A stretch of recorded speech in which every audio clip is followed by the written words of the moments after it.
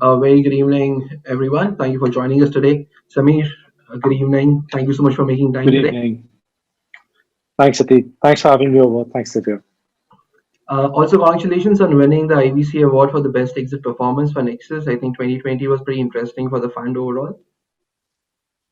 That's right. All the credit goes to the entrepreneurs and the pragmatic team. They've been at it now for 14 years, and we're very proud to have partnered with them really in their early days. And having seen them build, one of the first sort of cross-border IPOs on Nasdaq. So it's been a privilege for us. Excellent. And also, you had your first unicorn for this year, also a profitable unicorn at that, which is there. Not something that people talk about often. Yeah, So no, that's very fortunate.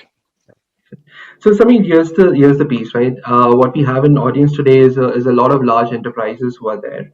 These are big companies, and what we are facing is we have on one side the tech giants who are known for innovation, who are known for moving fast, and then we have your portfolio and the startups, attacking them in terms of finding out new opportunities. And in this construct, the question becomes is how do you think about growth? How do you think about solving for what next when you're already a $1 billion company, right? And that's where we were really hoping to sort of get your perspective as a person who has seen the journey, who has been part of that particular journey along the way, which is there. And what I was hoping to do was that we would start with your investor hat to begin with, and then sort of move towards what you have visualized, what you have seen entrepreneurs really do in that particular sense, right? So that's the broader piece that we wanted to do, and to get the ball rolling, right? You come from corporate background, you spend time there. Tell us a bit about how did you get into the investing world? Uh, what was that shift like? What was that journey like? And what are the first one or two things that come to your mind immediately between what you were doing and what you're doing now? What I was doing in a corporate Yeah. and what I'm doing now. Okay, sure. Now, happy to answer that, Atit. I've been in the venture domain now for about, I've been doing early stage investing in India and the US now for about 14 years. I've been a part of two funds, and so it's been some time. Right. I started off in this business in 2007, right? Before starting off being a VC, I did operational roles I was working with Ericsson. I was working with another sort of a unicorn startup called UT Starcom. Both were in the telecom space, and they were making equipment and software for Right. telecom operators essentially. And I had different operational roles with them.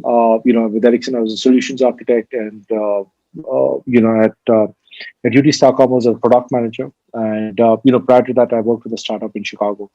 So so I had about I would say about 3.5 to 4 years, a little under 4 years of operational experience before I got into venture, and mostly in high tech. And back in the day, consumer internet and those kind of companies were there, and then there were telecoms and networking companies. Right.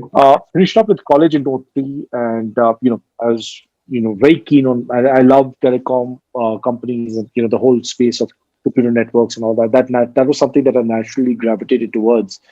In college, and I did all my internships in and around that area across actual deployments of telecom networks to doing stuff in software and testing in telecom to doing product management and pre-sales in telecom. So I spent my time while I was at Illinois Tech doing these internships, and that was very it was very clear graduating in '03 that I wanted to be in and around telecom. So I worked with a startup initially, then joined UT Stockholm, where I'd worked and done my internship before, and worked with UT Stockholm and in different geographies in the world, and then moved back with them to India and then joined Ericsson.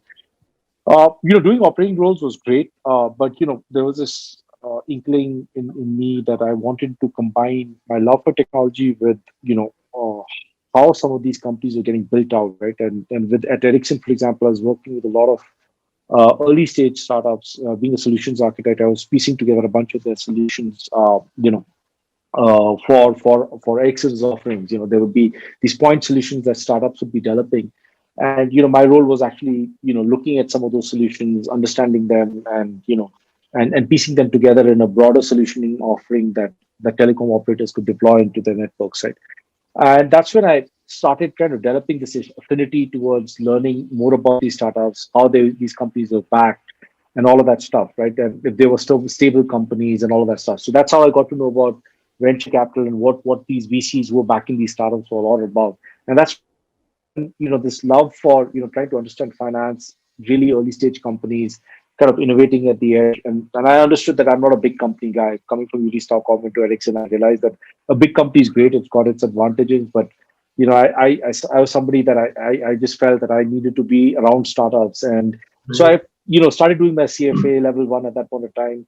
Started learning about finance, and I said that I don't need to be closer to this real process of funding these startups, working with these companies, and all of that stuff. So that's how I started getting very interested in the venture space, and this was in '06.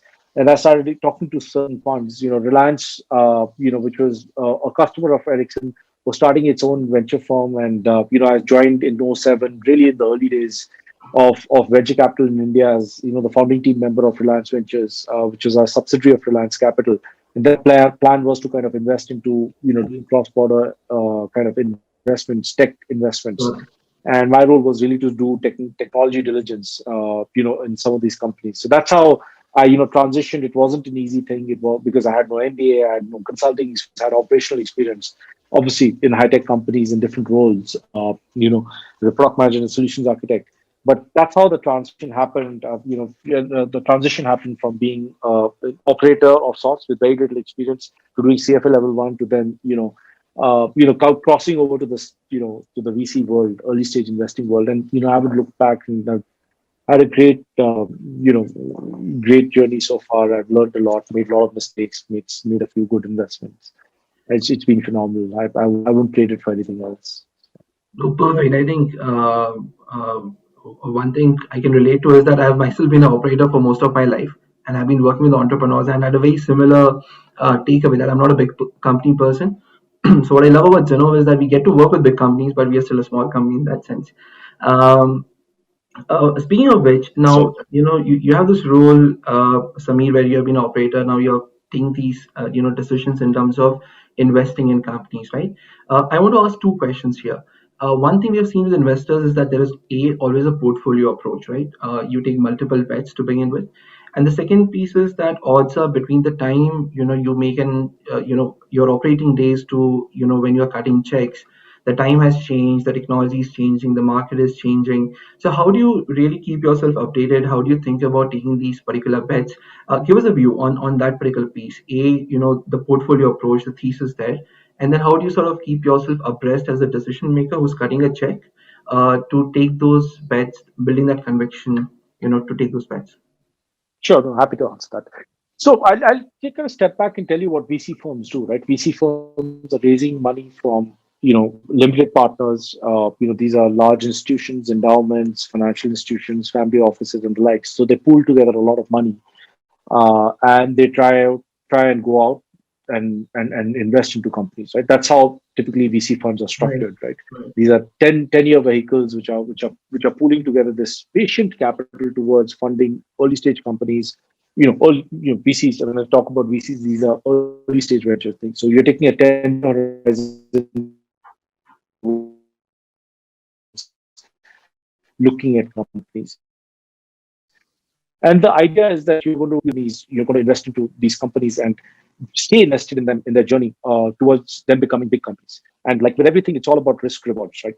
Right. Risk return profiles have to match, because when you're taking on so much risk, your ideal return has to be very high, right? That's the game. Right. So Right. obviously, when we are partnering with entrepreneurs, like as a fund, like with Nexus, we are partnering in 85% of the times. For example, in our case, we are partnering with entrepreneurs at pre-revenue, pre-product stage. So we're really trying to study the team. We're really trying to study the market. We're really trying to study their approach towards market. How would they go to market? And how could this team execute on those fronts, right?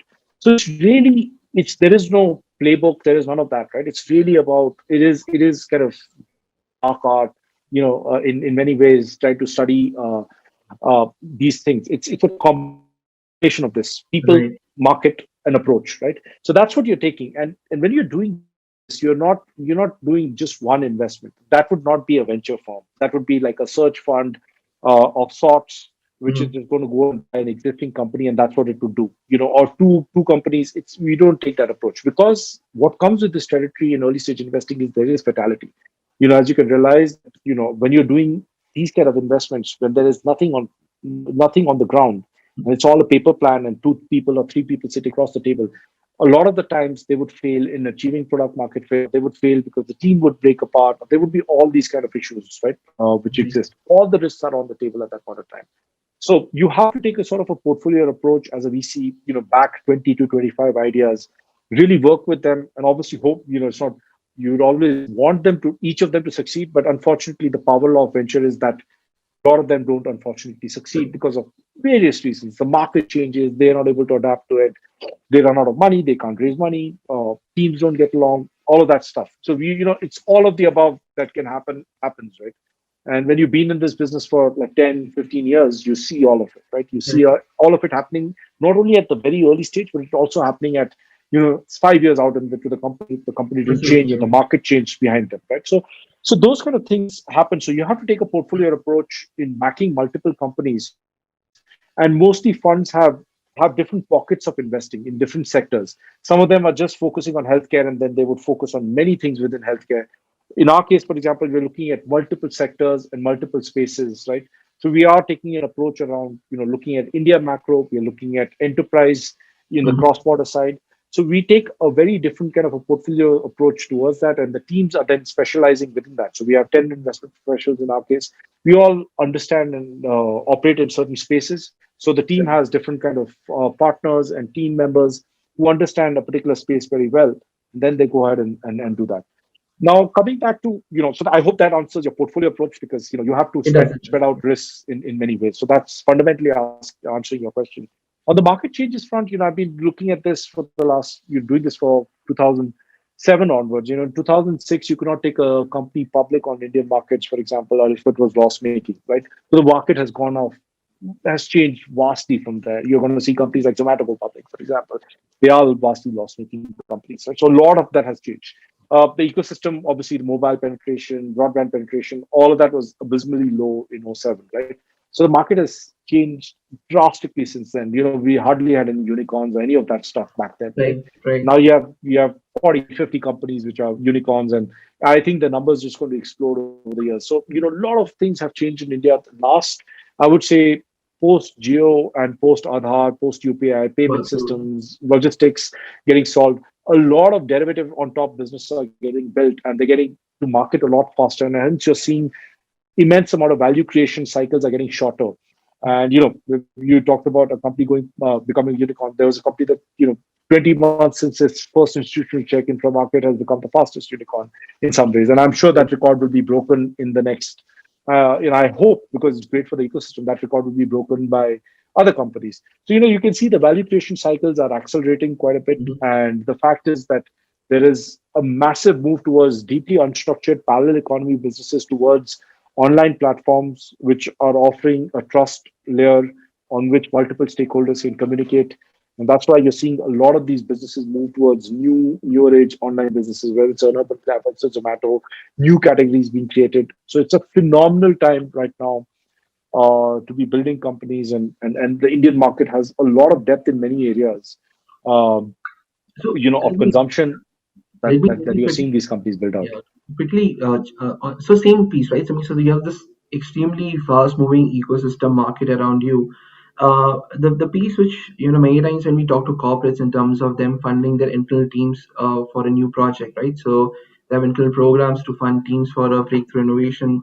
What we see is many times the leaders are not able to build a conviction and not potentially figure out if they should say yes or a no to a particular idea. So many times they say yes is because nobody wants to be Xerox case study or saying that we had a digital camera and we did not sort of bring it out. So they say yeses a lot more quickly. Many times they don't say yes even when the data is there. They want more information, more validation, which is there. And I'm just trying to think from their perspective and sort of come to you and say that how do you build that conviction? We know that there is risk in some of these companies that you're investing in. Not all of them will make it, but what's that Absolutely. process of building the conviction? Uh, Things which may not happen in terms of the check itself, but there are a lot of stuff which is happening around before you sign off that check. As I said, if you look at big companies, right? All of them existed. Yahoo existed. Why would Google come up, right? All of them innovate at the edges, and those edges become mainstream in many Right. ways, right? So that's how things work, right? That's the nature. And they have a better way of doing things, and they have a better and faster way of getting to market. You look at large companies; they obviously have their advantages. They probably have deep cash flows. They have a lot of money. They have a lot of people that they can throw at things. But fundamentally, when you've been doing venture investing for such a long time, you realize the power of an entrepreneurial spirit, and an entrepreneurial leader who starts a venture. They have deep insights into the space. They know how that can be disrupted. They've obviously have some bit of operational experiences in those spaces, in the enterprise side or the consumer side. They have deep insights into why something would work, and they're starting from scratch. They do not have any of the mental institutional plasticity which comes in with a big company, right? A big Hmm. company has a particular purview in terms of how a problem should be solved. They have a culture. They have an organizational design. They have a positioning. They have a cash cow which is generating machine, which is generating cash for them, and they don't want to touch that cash cow in many ways or disrupt it themselves. A lot of them don't want to do that, and which is why smaller, nimbler teams outside can disrupt them in a more consistent manner. Obviously, they can do that if they get their product market fit right, if they get their positioning right, if they get to counter position against a bigger company, and if they innovate substantially from the tech side point. You should realize a big company doesn't want to touch or disrupt itself. There's enough amount of people saying, let's not touch something that is working. And they obviously accumulate a lot of technical debt. They don't change things because, and they're public, so they can't, they operate quarter from quarter. So, Hmm. that's where some of these, really nimble teams have deep insights in terms of how this big giant can be disrupted. They come out, they build a product or a service, and they go out and position it against a big company. And of course, they understand that if that offering is there and can serve the customer's needs, there would be a migration of customers that would happen from their old companies to the new. And that's we've seen that happen multiple times, and that process of creative destruction continues to happen in companies which don't innovate. So you spoke about entrepreneurial spirit, right? That's what we are betting on in terms of the entrepreneur really going deep into the subject, trying to crack it, having a very good perspective in terms of what happens. So and now you're an investor, you have cut a check, right? But odds are you've also seen a huge part of the world that the entrepreneur may not have seen, right? As an individual. In such a construct, when you have made that first investment, how do you see your role as an investor to not be the limiting factor on that spirit, to rather encourage or nurture or let that spirit unleash itself completely, because that's what we are really betting on. So how do you see your role in terms of providing that support or whatever you may call it, with a very simple intent that there's a team which has gone out to set out to do something, you've cut a check, you're supporting them. What else comes into play? What's your role like? So, our role is to be an objective, party on the table, provide outside and feedback. There is no way in I feel that we know the business better than an entrepreneur. And if that is the case, then it's scary, right? The entrepreneur knows the space, knows the execution, can build a team, they have the operational expertise to do that. Our role essentially is to provide in that outside in feedback and perspective and keep a framework of objectivity on the, around for all stakeholders. So that's our role. We've obviously seen companies work out, and we've also seen companies not work out. So there is a sort of a pattern recognition that we know in terms of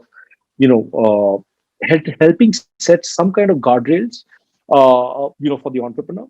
That's our role essentially. We are you know just mostly, I would say, proactive 10% of the time in seeing if something is wrong, then providing that perspective. But otherwise, if the founder needs any help, then we are there, right? We are not running the business on a day-to-day basis.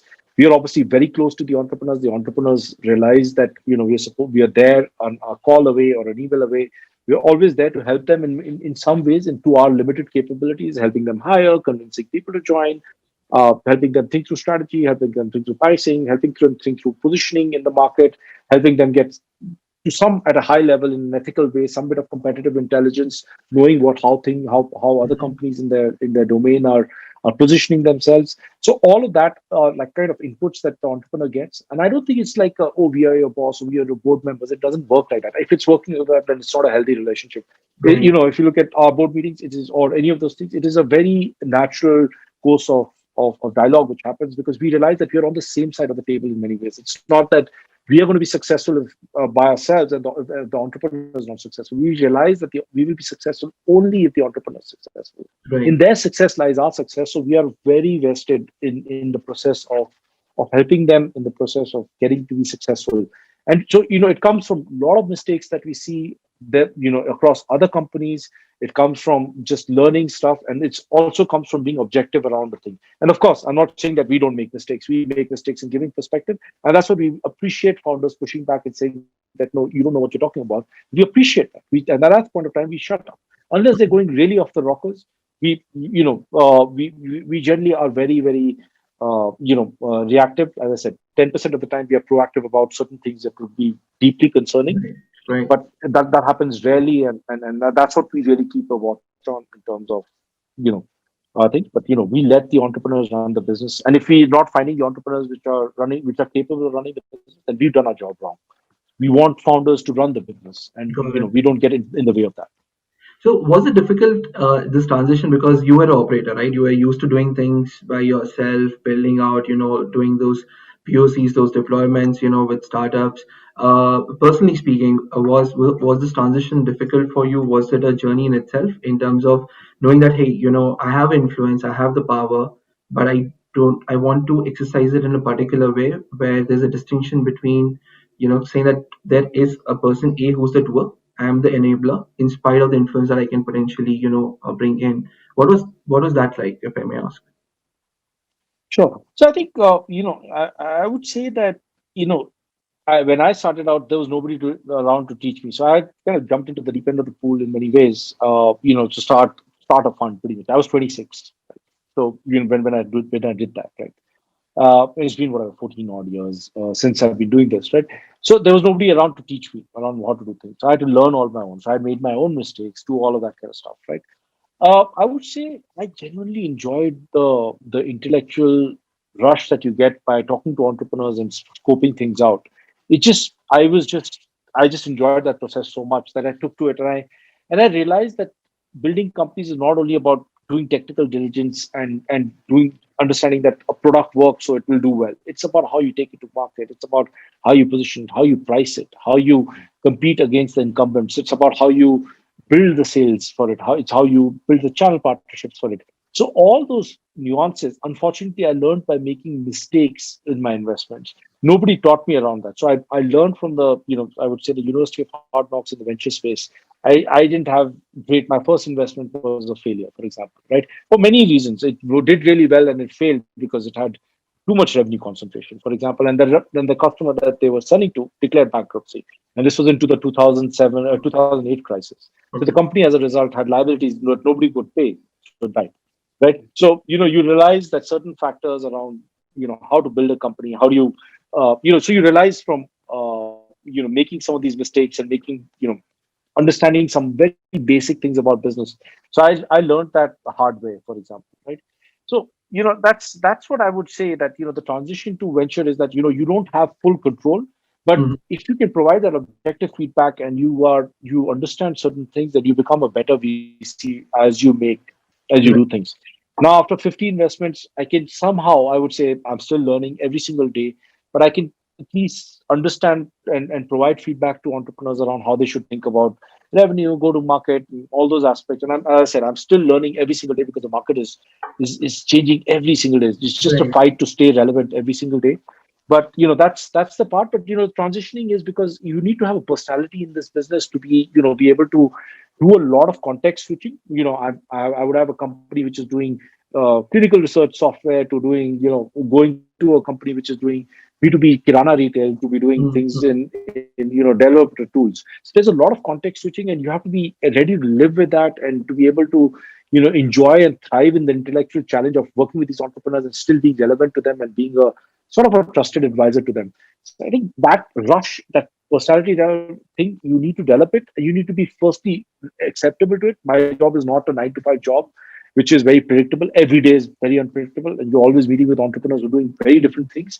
So you need to have that ability to be able to do this and learn. You have to be a constant learning machine in this business, And you should have the humility of learning from entrepreneurs who know so much more than you about spaces. And you should have the ability to be able to let them run their business and not be in their way. You should be able to enable them, and you should have the empathy and EQ to be able to stand by them when things don't go well and help them in any which way. Absolutely. I think one thing which I've loved about the startup ecosystem in general is that it also requires you to be extremely self-aware as you're Yes. executing, as you're participating in this, enterprise. Because to your point, right, there are things there are things you don't know, but you need to be able to accept and then sort of build from there in terms of what else could be done. Something as simple as giving an advice, right? Knowing fully well that hey, this is your contextual. I'm letting you know, but this is what you may want to validate. I think that requires a lot of self-awareness in terms of being able to say what you know, what you don't know.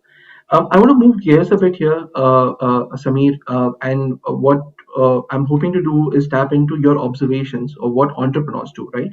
Um, and this is going to be very focused on say firms like Zomato or Infra dot Market or Postman or an academy, firms who have achieved a certain size, a certain repute, a certain number of revenues. They are almost, they have like this these two elements right now.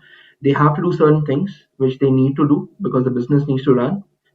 And they also need to keep innovating or out innovating competition so that they keep growing faster, which is there. So let's take, for example, Zomato back in the day, right? They had listings, they brought in the whole social element to it, and then they started thinking about, okay, now let's think about software for the food industry, or let's think about commerce on top of it. Um, First question would be that how have you seen entrepreneurs really transfer that spirit to the team in terms of your initial hires could be people that you pick up as an entrepreneur, you are involved in the process, but how do they really think about building that culture where the team is also working in a certain way, they're not defaulting to what we call as a corporatish kind of a work culture. Tell us any of your observations in terms of how you have seen founders really solve for that particular piece. Sure.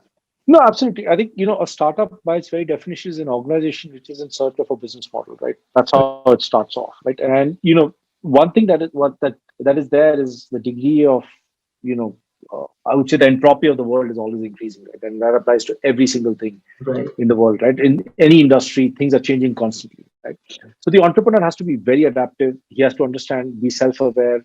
Our job is to make sure that there's an objective framework. His job is to be intellectually honest with himself and with us, and our job is to make sure that that is always the case. And and always evolve with market and the customer needs, right? Who's the customer? What are they trying to solve? How are they going to go about solving it? The company is not going to stay static. If it's static, it'll die, right? So they need to constantly evolve. Zomato started off with listings. The market was listings around then. Food delivery wasn't there. Mobile phones weren't there. Broadband wasn't there. Right. There was no last mile. There was no way for giving an order to a restaurant. You could, if you did a phone call, it just happened. There was a mundo sitting behind the restaurant who would deliver it. It was unpredictable and all that stuff. But the market wasn't there, right? The market actually took off only, after that, creation of the consumer habit, what that Swiggy did, and all of those things. But Zomato could have just said that, hey, that's a bad business. Unit economics will not work. All of that kind of stuff. It was just Mhm. sat back.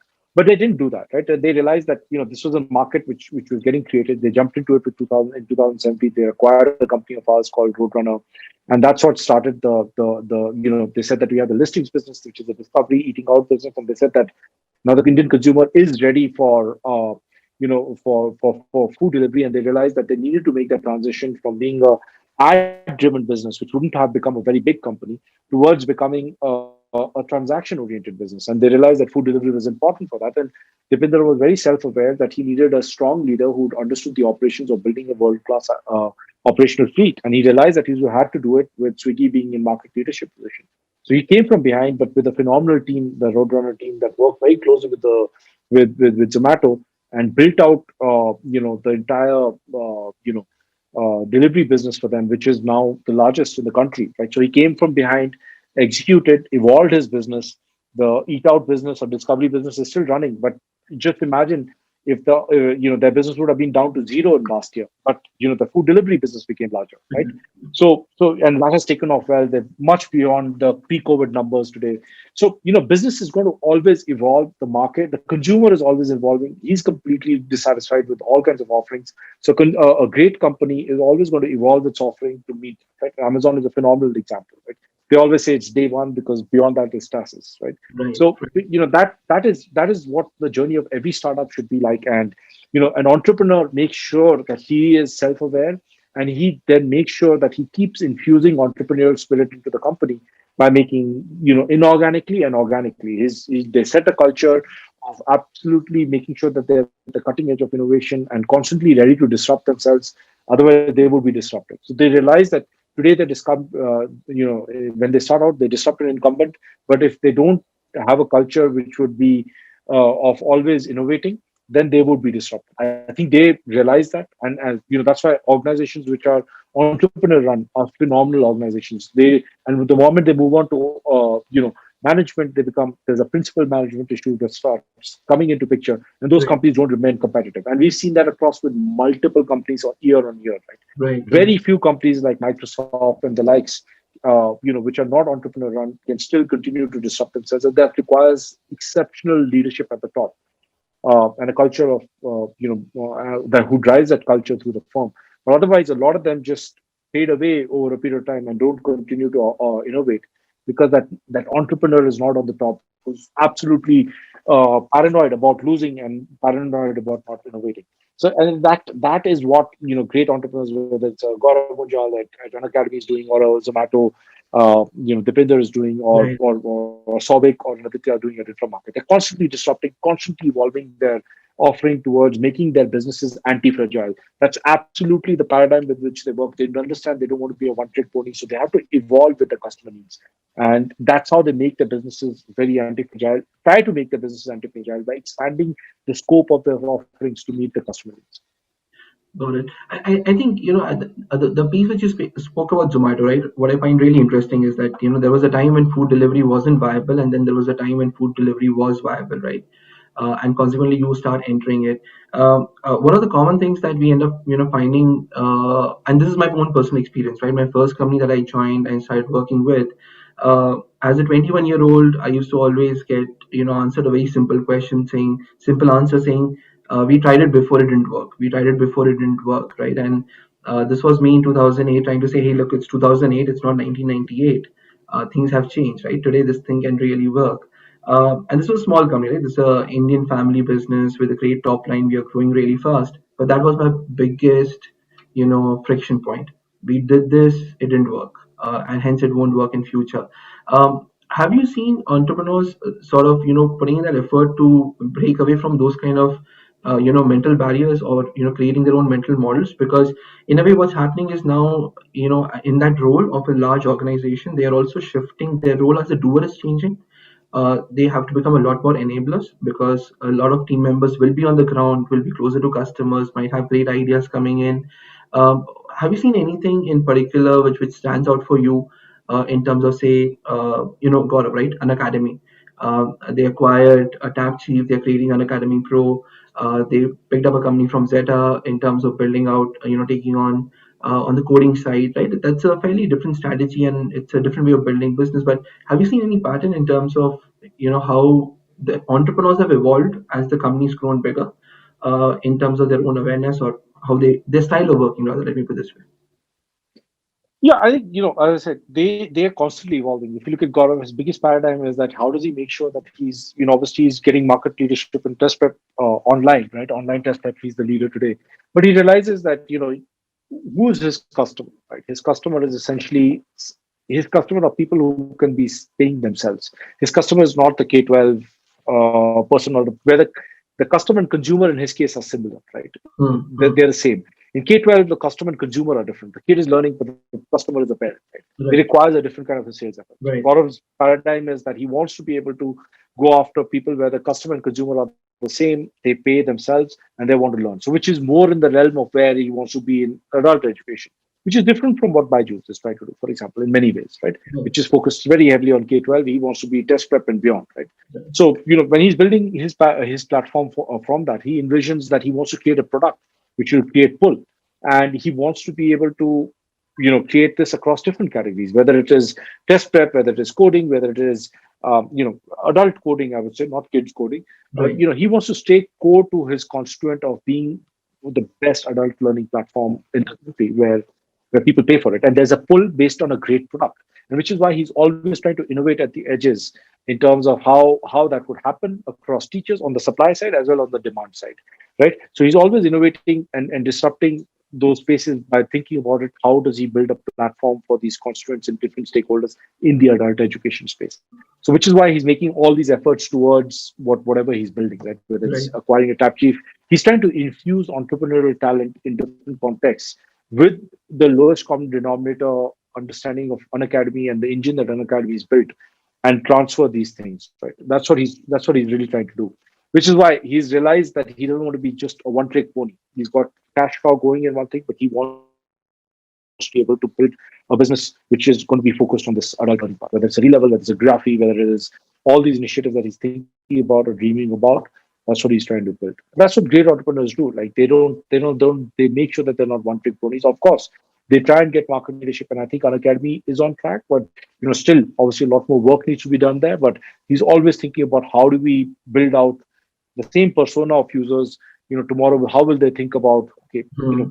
degree programs? How will they think about test prep? How will they think about continuous learning? How will they think about learning while on the job? How will they think about upskilling? So how do you drive through the user journey as they evolve? And since they know an academy, how do you serve them at different points? Test prep could be just study for an exam and then you drop off, right? But how do you get the right person, and how do you move that in different areas? That's how he's thinking about it. So, paradigm of being anti-fragile. It's something that he's building that way. Absolutely. I think what as you were sharing that, what came to my mind was it's almost like phrasing of the problem you're solving, right? So I could always say that my job is to sell water, or I could say my job is to quench thirst, right? And if you say my job is to quench thirst, then you will keep looking for something else, right? So you could be selling a cola or a water bottle or a fruit juice that can keep evolving with the market potentially. But it's almost like what I'm seeing with say Gaurav as example here is that the problem statement is more meta, right? Which just allows you to keep evolving, keep uh, not settling that this is the only way to solve a problem, right? And then consequently, a lot of your decision making emerges from there. Um, Now, this is the other piece which has been sort of coming to us quite regularly, right? So, and I want to maybe draw parallels here in terms of what you have seen. So you have Postman, which is a cross-border B2B scenario. You have Infra Market, which is very enterprise sales, led business. A lot of strong backend is required for that. Classic manufacturing, which is there, and then you have an academy, which is as you said, consumer is the customer. So it's a more direct sell, so to say, for lack of a better example. But you also have this variety in terms of founders sitting in India with a team in India building for the local market and constantly evolving, versus somebody who has a distributed team and constantly evolving. This all boils down to customer centricity. It all boils down to the whole company listening to what the market has to say or what the customer has to ask for. And this is where I was hoping to sort of again understand how do you, as a leader, as a investor, to an entrepreneur, or entrepreneur to their team, solve for that in terms of being able to build a customer centric organization, uh, and accordingly solving for flow of information or the style of working. Any observations that you have seen that you would like to share with us? Yeah, I think one of the biggest things that we do as VCs is judge people and judge their understanding of how they look at a market. So we're very focused on judging people, how they look at the markets, what are the insights they have about the markets, what are the gaps they see with existing offerings, and if they have a proposition or positioning around something new, then how do they plan to build it? Can they build it? Can they assemble teams around them which are better than them in certain areas? Are they insecure? Are they not insecure? Are they self-aware? Do they know what kind of skill sets they need to build this? Can they evolve fast? So those are the kind of questions which are going on in our VC minds, regardless of stage, I would say. Mm-hmm. But really at the early stage, because we have no data when we are doing these investments, broadly, that's when we are backing them. If you look at the Postman team, the founder had a deep insight into the way APIs were being tested. And they had a deep insight that if you solve one problem well, you can get into the flow of solving many problems around the API development lifecycle. So he said that if you solve testing with the graphic user interface, then you would get enough product-led growth or bottoms-up adoption so that you could then solve other areas in the API development lifecycle, right?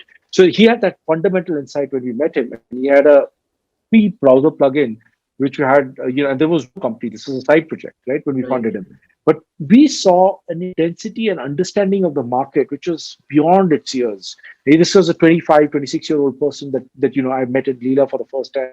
And my first conversation with him, I was so impressed with him. This was a side project. He was helping websites for a living. It was so phenomenal to see this young person, unbelievable understanding around how he would transition that user. So very deep insights around the space and the macro trend around how microservices and APIs would be built. And some bit of validation with the browser plugin which was there for Mm-hmm. free.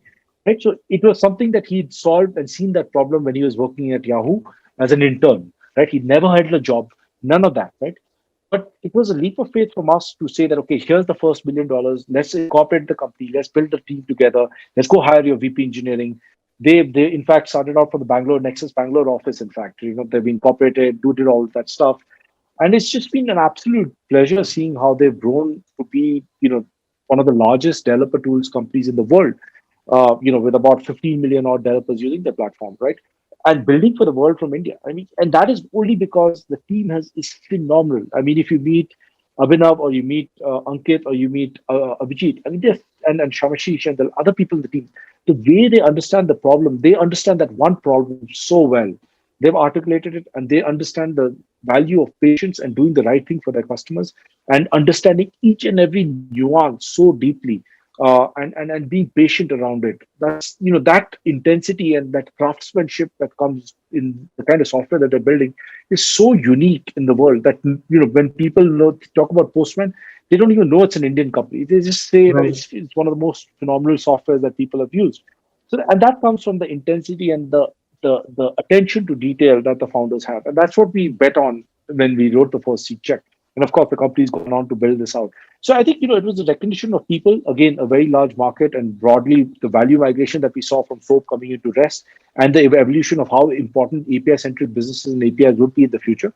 I think that's what excited all of us around the table at Nexus, and that's why we partnered with them. And of course, there were all kinds of risks. The team had worked on at part time.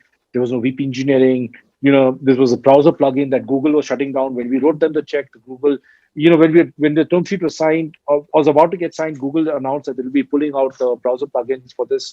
Oh, Despite that, we went out and wrote the check to them. And I couldn't be more grateful for the team to have picked Nexus as a partner in their journey. So, all of these are things, but it is all, every early stage investment comes down to people. And I think that's what it is. Great people will build great companies. Bad people, they can get lucky once in a while, but or people who are not going to evolve, they're just going to fail. Maybe it will not happen then, it'll happen 4 years out. But great people will build great companies. And I think that's the purview and lens we take. Of course, we have to get the market right. And in many cases, we don't even get the market right, but those people navigate their way through. Hasura is an example of that. We mm. didn't, when we bet on them, we bet on this team. They had a very bad proposition to go after, but after 8 months, they evolved the proposition and they built a market lead in the world for what they're going on.